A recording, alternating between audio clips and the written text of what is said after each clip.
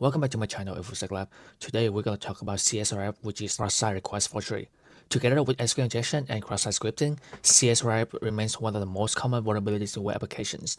In today's room, we'll walk through the definitions of CSRF, learn about different types of CSRF attacks, how to exploit this vulnerability using advanced payloads, and last but not least, how to defend your web application against these CSRF attacks.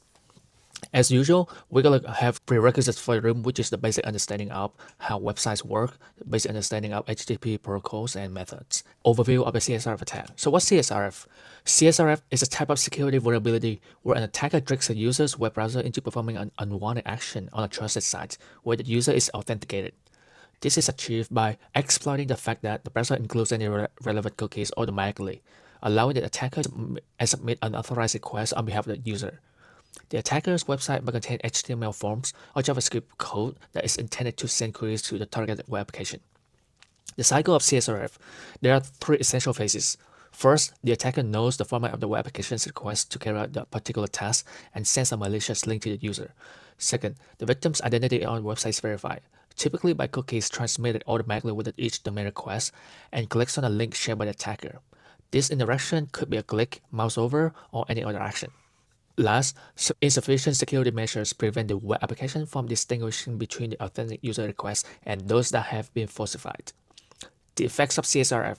Understanding CSRF's impact is crucial for keeping online activity secure. Although CSRF attacks don't directly expose user data, they can still cause harm by changing passwords and email addresses or making financial transactions. The risks associated with CSRF include unauthorized access. Attackers can access and control user actions, putting them at risk of losing money, damaging their reputation, or facing legal consequences. Exploiting trust. CSRF exploits the trust websites put in the users, undermining the sense of security in online browsing. Stealthy exploitation. CSRF works quietly, using standard browser behavior without needing advanced malware. Users might be unaware of the attack, making them susceptible to repeated exploitation. Understanding this risk is essential for implementing effective measures to protect web applications from CSRF vulnerabilities. So let's answer the question. Which of the following is a possible effect of CSRF? Unauthorized access, exploiting trust, stealthy exploitation is going to be all of the above. Does the attacker usually know the web application's request and response format while launching a CSRF attack? Yes. Different types of CSRF attacks. Traditional CSRF. Conventional CSRF attacks frequently concentrate on the state-changing actions carried out by submitting forms. The victim is tricked into submitting a form without realizing the associated data like cookies, URL parameters, etc. The victim's web browser sends an HTTP request to a web application form where the victim has already been authenticated. These forms are made to transfer money, modify account information, or alter an email address. So we have a diagram right here, and let's see what it means. The above diagram shows a traditional CSRF example in the following steps. First, the victim is already logged into his bank website. Attackers create a crafted malicious link and email it to the victim. The victim opens the email in the same browser, and once clicked, the malicious link enables the auto transfer of the amount from the victim's browser to the attacker's bank account. XML HTTP request CSRF. An asynchronous CSRF exploitation occurs when operations are initiated without a complete page request response cycle. This is typical of contemporary online apps that leverage asynchronous server communication via XML HTTP requests or the Fetch API and JavaScript to produce more dynamic user interfaces. These attacks use asynchronous calls instead of the more conventional form submissions. Still, they exploit the same trust relationship between the user and the online service. Consider an online email client, for example, where users may change their email preferences without reloading the page.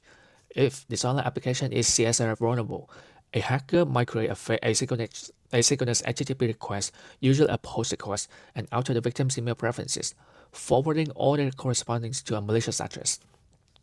The following is a simplified overview of the steps that an asynchronous CSRF attack could take. The victim opens a session saved in the browser's cookie and logs into the mailbox.tryhackme. The attacker entices the victim to open a malicious web page with a script that can send queries to the mailbox.tryhackme. To modify the user's email forwarding preferences, the malicious script on the attacker's page makes an AJAX call to mailbox.tryhackme/API/update email using XML HTTP request or fetch. The mailbox.tryHackMe section cookies is included with the AJAX request in the victim's browser. After receiving the AJAX request, the mailbox.tryHackMe evaluates it and modifies the victim's settings if no CSRF defenses exist. Flash-based CSRF. The term flash-based CSRF describes the technique of conducting a CSRF attack by taking advantage of the flaws in Adobe Flash Player components. Internet applications with features like interactive content, video streaming, and intricate animations have been made possible with Flash. But over time, security flaws in Flash, particularly those that can be used to launch CSRF attacks, have become a major source of worry. As HTML5 technology advances and security flaws multiply, official support for Adobe Flash Player ceased on December 31st, 2020. Even though Flash is no longer supported, a talk about Flash-based cross-site request forgery threats is instructive, particularly for a legacy system that still rely on antiquated technologies. A malicious Flash file, extension SWF, posted on the attacker's website would typically send unauthorized requests to other websites carrying out Flash-based CSRF attacks. So what's usually the extension of malicious Flash file is going to be SWF. Which type of CSRF exploitation is carried out when operations are initiated without a complete page request response cycle, asynchronous.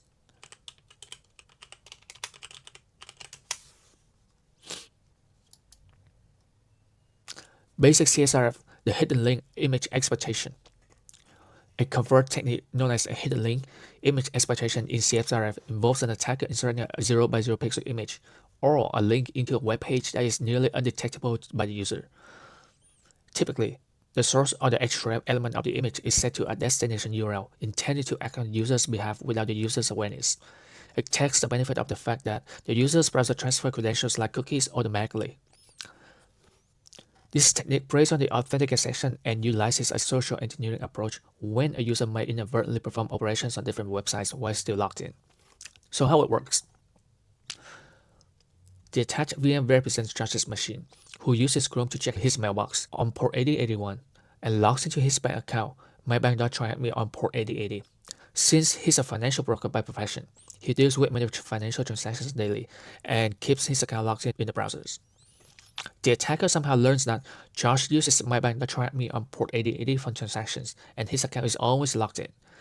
The attacker also had an account within the same bank, so he tried to log in and check for any vulnerabilities that he can use to get additional cash in his account.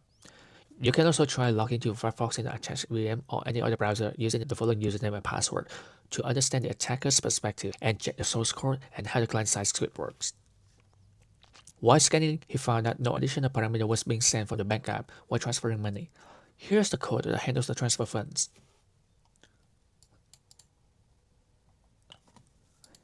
Here, the attacker can employ the hidden image technique by simply crafting an email and luring the victim onto clicking it. The attacker only knows out Josh's email address, so he launches a social engineering attack by sending the following email to him. The most important thing is the image source attribute set to the bank transfer page link. The attacker can hide it or put a valid image with an anchor tag redirecting to the bank transfer page. And this is how the URL looks like. To understand the victim's perspective, navigate to Josh's mailbox at the mailbox.tryhackme on port 8081 to see a new email stating that he has won a trip to Dubai, and to claim it, he has to click on the link directed to my bank vulnerable page without having CSRF protection. Once the victim clicks on the link, he will be redirected to the bank page, and the funds will be transferred automatically. Let's try that. So this is from the attacker point of view. This is the form to transfer the money, and then as an attacker, he'll study what the request looks like, and he's going to be crafting a malicious email, send it to Josh. In this phishing email, if you hover over this link on the bottom left corner, you guys notice the URL, which is mybank.tryhackme on port 8080/dashboard.php, and the parameter is to account. And notice that the account number is the attacker's account number, and the amount to transfer is $1,000. When Josh clicks on this one, because he's already logged into his bank account, $1,000 will automatically transfer from Josh's bank account to the attacker's account. So let's try that. Click here to redeem. Transfer successful. Okay, will I save this one? So what's the missing link here? All the validations are correct and accurate. However, the server is not validating if the request coming from a legitimate user. Securing the breach. From a pen tester, red teamer perspective, It is vital to pen test each request and response parameter of the form.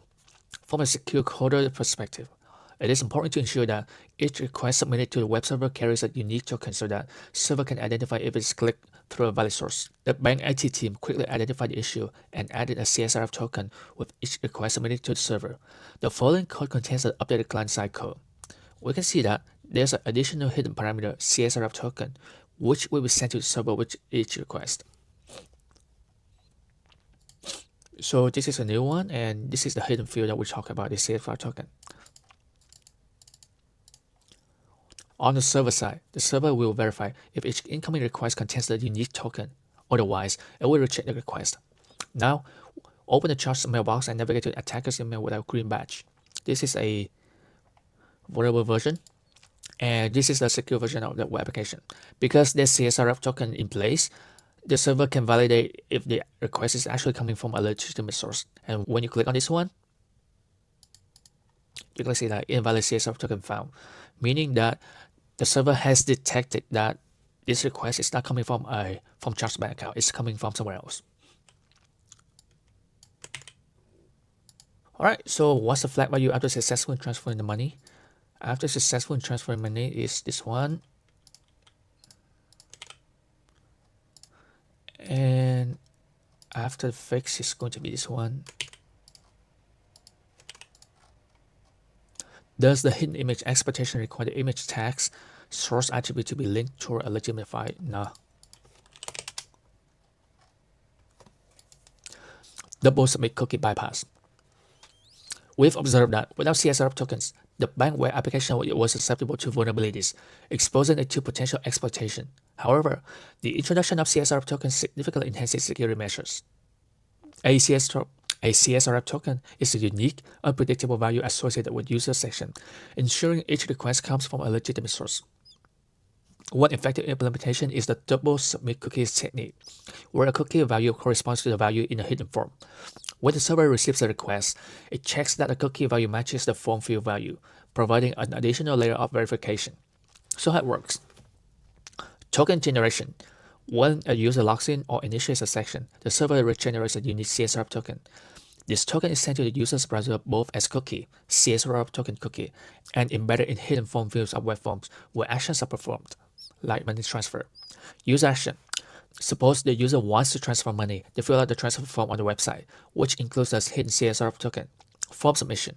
Upon submitting the form, two versions of the CSRF tokens are sent to the server, one in the cookie and the other as a part of the form data. Server validation. The server then checks if the CSRF token is in the cookie matches the one sent in the form data. If they match, the request is considered legitimate and processed. If not, the request is rejected.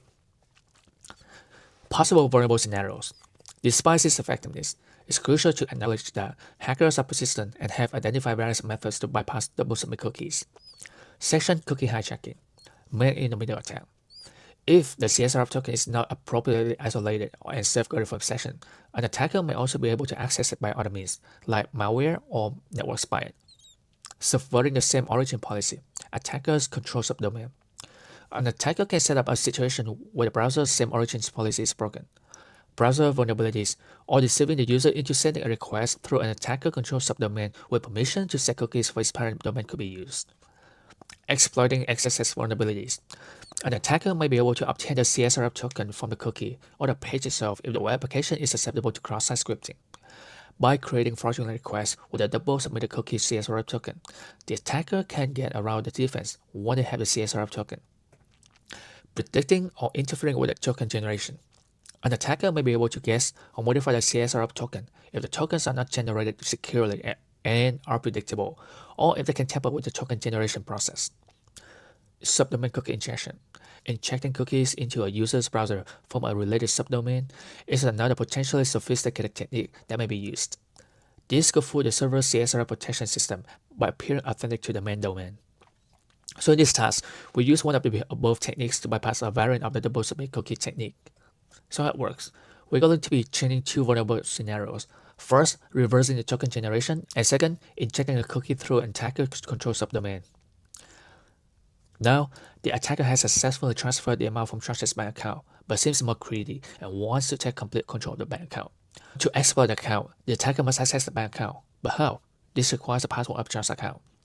Exploiting a vulnerability like CSRF requires a lot of code and functionality and understanding the website logic from the developer's point of view. The attacker logs into his mail account and notices that the form for updating password is protected through a CSRF token.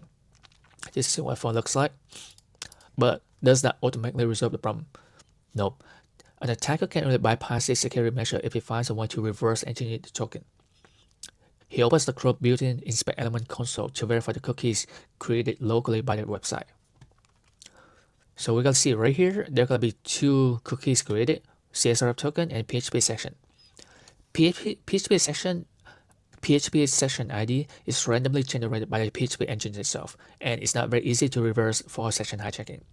Consequently, the attacker copied his token and noticed if he could reverse engineer it. He used CyberChef to see if he could decode string, and surprisingly, noticed that the CSRF token was a string he could decrypt. So it was actually basis for encoded, and once decoded, it shows the attacker's bank account. He noticed that the string decoded from the token was his bank account number, meaning the web application developer needed to implement CSRF tokens better to avoid exploitation. We know that the attacker already has access to the subdomain of mybank.tryhackme, which can help him inject the cookie and has already reverse engineered the cookie. Now it's time to prepare the payload. Preparing the payload. For the attack to work, the attacker would use the social engineering technique to make a victim click on the link. The attacker will prepare an in-testing email to compel the user to change his password. He prepared an email citing a suspicious login attempt to Charles' email and send it to Charles. The email looks like this. The email contains a link to attacker's control subdomain, attacker.mybank.tryhackme, with a password update form similar to the bank one. The form also has a CSRF token already set as a hidden parameter. And this is what the form looks like. In the above code, the attacker will update the payload and add the base 64 value of Charles' bank account as a new CSRF token value. Navigate to Charles' mailbox at the mailbox.tryhackme on port 8081 to see the new mail with the crafted CSRF payload. Once you click on the link, it will redirect you to the attacker control subdomain page and auto-submit the form to change the password. The attacker contains a code similar to the one that changed password page on mybank.tryhackme. However, he's also setting cookie with the following code so that it will forward it to the main domain mybank.tryhackme while triggering the CSRF tag. The attacker knows the hidden form parameter, and the form will submit all the data, including the hidden fields, to the original change password page of mybank.tryhackme on port 8080. Following is a server-side code. Let's see what's happening. As you can see right here, it's going to decode the CSRF token values from the form, and it's going to compare the decoded value from the cookie. If the two values match, then the password will be updated. Otherwise, the request will be rejected. The server hosting mybank.tryhackme on port 8080 will consider the request legitimate as it comes from a logged-in user, and the CSRF token is also valid and will update the password. Let's try it. We're here. When we click the link, we see the password has been updated successfully. Okay. So what was the missing link? The server-side scripted correctly validated the user. However, the CSRF token was easy to predict, and therefore the attacker could launch a crafted CSRF attack. Securing the breach. From the pen tester or red teamer perspective, it is essential to validate the complete flow of HTTP request response, double-check the request parameters for any possible vulnerability like easy-to-guess tokens or invalid input, and scrutinize the client-side JavaScript code for potential issues. From a secure coder perspective, ensuring that the token generation methods generate extremely unique and hard-to-guess token is essential. The bank IT team quickly identified the issue and updated the token generation algorithm to remain unique and hard to predict. Now open Charles' mailbox and navigate to the attacker with a green badge. Now this time it's going to be a secure version. Go to the mailbox, click on this one, and with the same email address, we're gonna click on this one, and we're gonna see that insecure CSRF token. We're gonna copy it. Let's see what's the value. Okay, so this is the new password.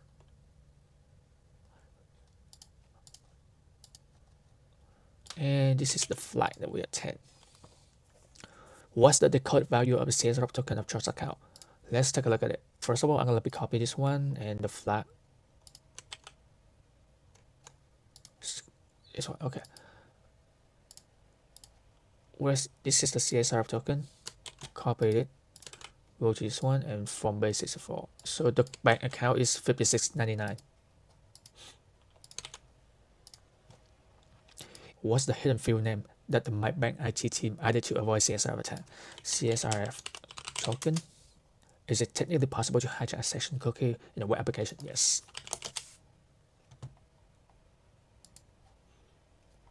SameSite cookie bypass. Let's dive into a crucial defense mechanism known as SameSite cookies. These cookies come with a special attribute designed to control when they are sent along with a cross-site request. Implementing the SameSite cookie property is a reliable safeguard against cross-origin data leaks, CSRF, and SSL attacks. Depending on the request context, it tells the browser when to transmit the cookie. Strict, lax, or none are the three potential values for the attribute. The most substantial level of protection is offered by setting it to strict, which guarantees that the cookie is only sent if the request comes from the same origin as the cookie. Specific cross-site usage is permitted by lags, such as top-level navigations, which are less likely to raise red flags. None of them need the secure attribute, and all requests made by the websites that belong to the third parties who send cookies.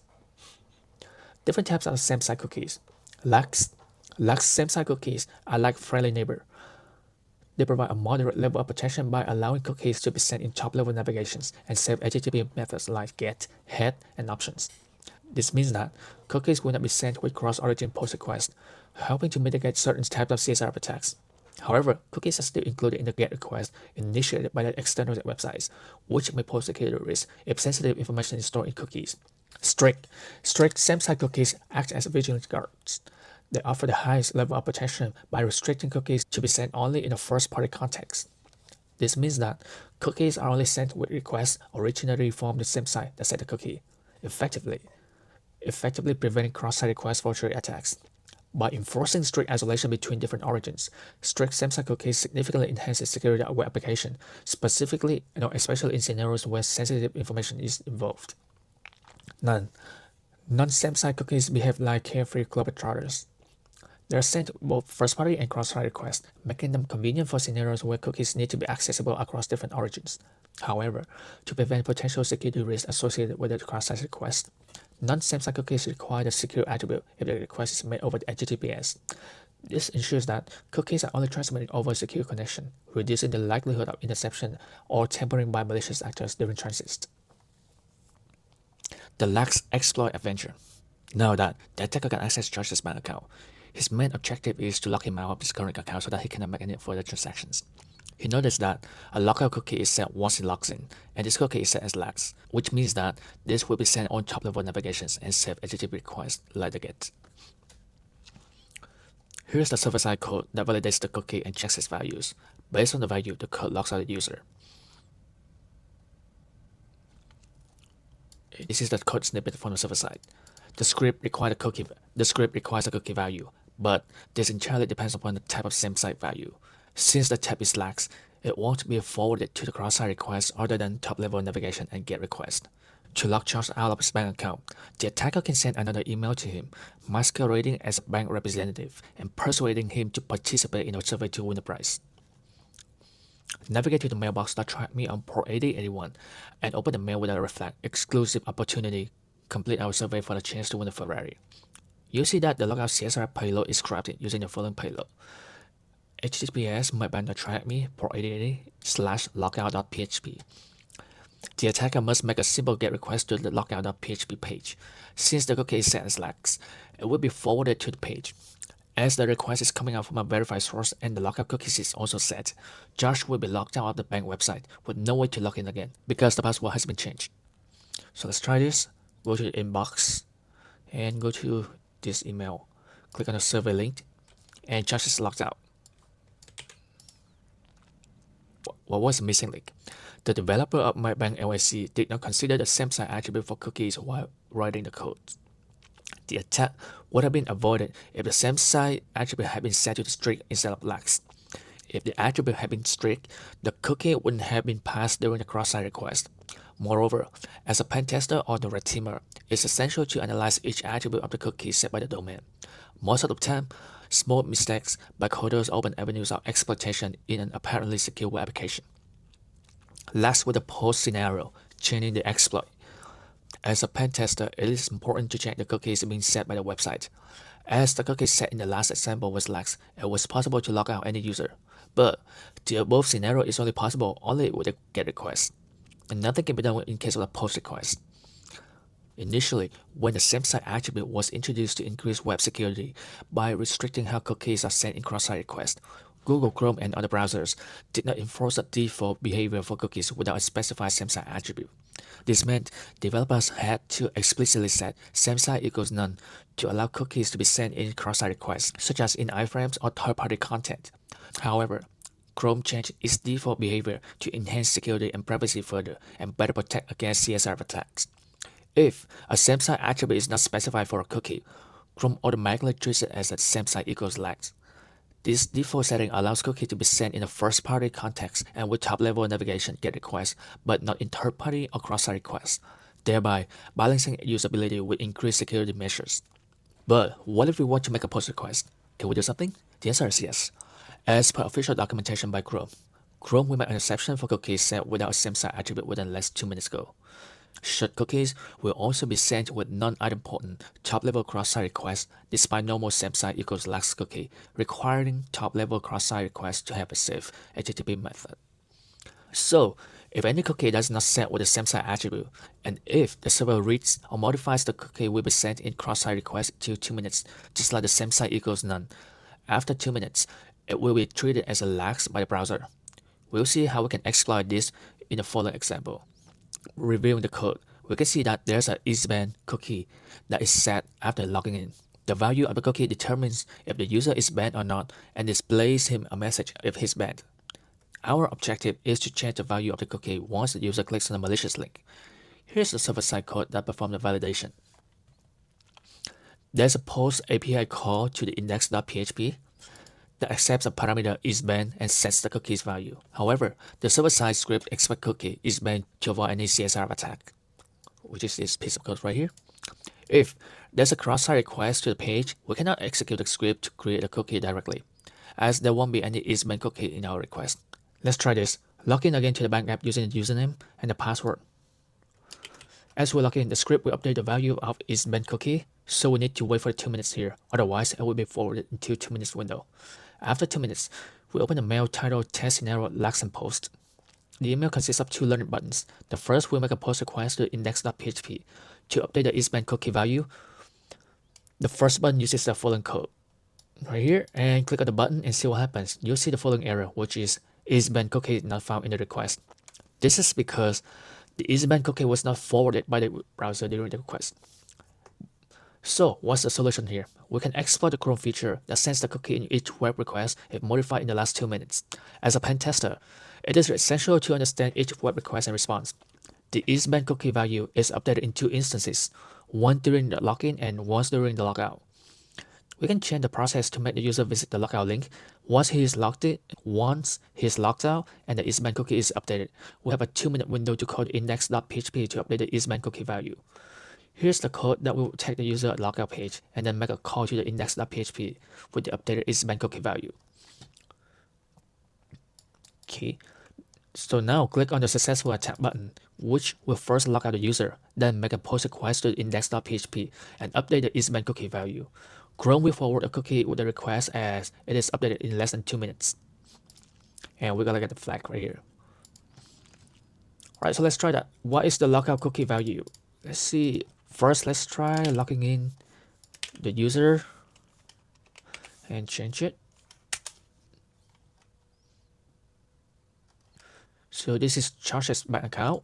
Let's see what's the values of the logout cookie. Go to network, application. Over here, we see the values of the logout cookie, which is this one.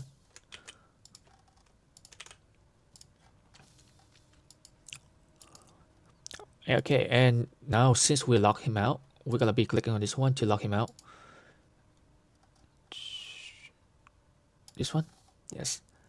We click on the server link and then Josh will be automatically logged out. And we got the flag right here, TryHackMe logged out. So once logged into the mybank.thm on port 8080 application, change the logout cookie value to hello TryHackMe and try to click on the malicious link. What's the flag value after detecting a CSRF attack? All right, so we have to log in again. Dashboard, TryHackMe.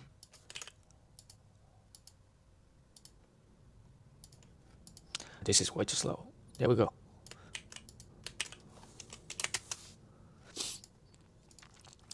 We have to inspect the cookie again. No, my bad. Application. And then try to update the value, the logout value to hello TryHackMe.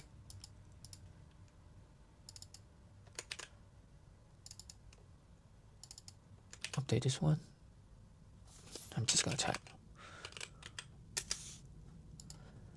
Alright, and then we're gonna click on the link again, see what happens.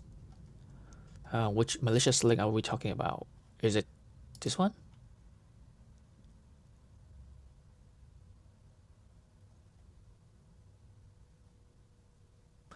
Oh no. So let's try clicking on the malicious link again. This one, let's see if we try to lock him out, what's gonna happen? Okay, CSRF lockout detected. Redirecting in 5 seconds. Submit. Okay. After updating the isBand cookie value to true through a CSRF attack, what's the flag value? Let's try that. We have to log in again.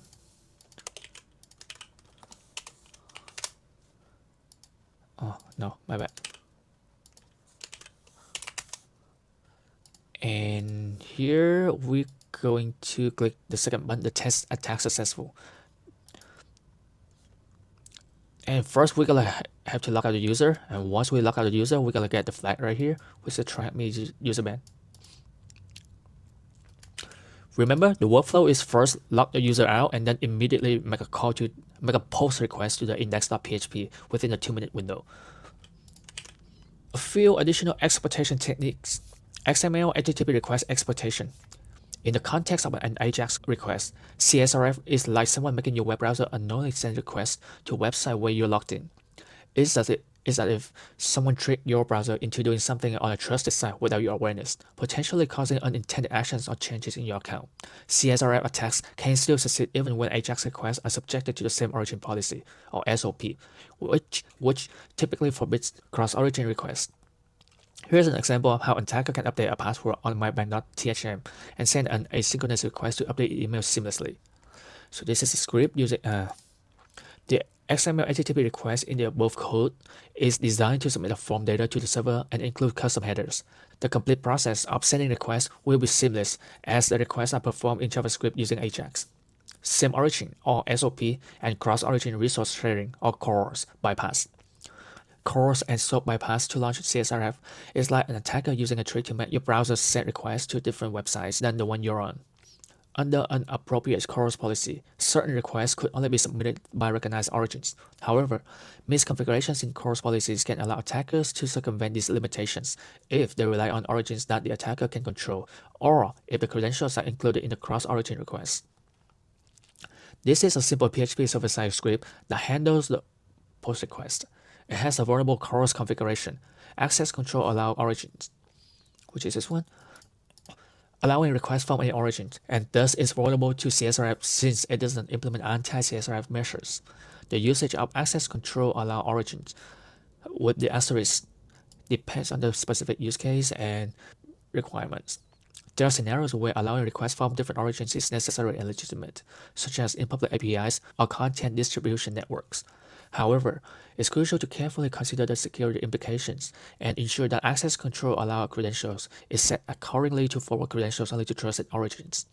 It is important to note that access control allow origins with the asterisk and access control allow credentials true cannot be used together due to security restrictions imposed by CORS specification. Referrer header bypass. When making an HTTP request, the referrer header contains the URL of the last page the user visited before making the current request. Some websites guard against CSRF only by allowing queries if the referrer header matches their domain. The utility of this as a standalone CSRF protection solution is reduced when this header may be changed or eliminated, as happens with user-installed browser extensions, privacy tools, or with attacks that instruct the browser to omit the referrer. Now that we have understanding of various exploitation techniques of CSRF, we will now discuss key mitigation measures to protect you from the attack. Answer the question. What's the general policy named that forbids cross-origin requests? Same origin policy. Strictly speaking, while updating an email address of trust through the API endpoint, is access control allow origins a variable header? Yes. What's the header called that stores the URL of the last page user visited before making a request? Referrer. CSRF plays a critical role for pen testers, allowing them to simulate attacks where users unwittingly execute unauthorized actions on trusted websites. By exploiting CSRF vulnerabilities, pen testers can assess the effectiveness of an application's defense against forged requests, identify potential security gaps in session management, and evaluate the robustness of implemented anti-CSRF measures. Following are some critical measures that are recommended for pen tester and secure coders. For the pen tester or the red teamers, CSRF testing. Actively test application for CSRF vulnerability by attempting to execute unauthorized action through manipulated requests and assess the effectiveness of the implemented protections. Boundary validation. Evaluate the application's validation mechanisms, ensuring that user inputs are appropriately validated and anti-CSRF tokens are present and correctly verified to prevent request forgery. Security header analysis. Assess the presence and the effectiveness of security headers, such as CORS and referrer, to enhance the overall security and prevent various attack vectors, including CSRF. Session management testing. Examine the application's session management mechanism, ensuring that session tokens are securely generated, transmitted, and validated to prevent unauthorized access and actions. CSRF exploitation and scenario. Explore various CSRF exploitation scenarios, such as embedding malicious requests in an image text or exploiting trusted endpoints, to identify potential weaknesses in the application's defenses and improve security measures. From a secure coder standpoint, anti-CSRF tokens integrate anti-CSRF tokens into each form request to ensure that only requests with valid and unpredictable tokens are accepted, thwarting CSRF attacks. SameSite cookie attribute. Set the SameSite attribute on cookies to strict or lax to control when cookies are sent with cross-site requests, minimizing the risk of CSRF by restricting cookie behavior. Referrer policy. Implement a strict referrer policy, limiting the information disclosed to the referrer header and ensuring that requests come from the trusted sources, thereby preventing unauthorized cross-site requests. Content security policy. Utilize CSP to define and enforce a policy that specifies the trusted source of content, mitigating the risk of injecting malicious script into web pages. Double submit cookie pattern. Implement a secure double submit cookie pattern, where an anti-CSRF token is stored both in a cookie and as a request parameter. The server then compares both values to authenticate requests.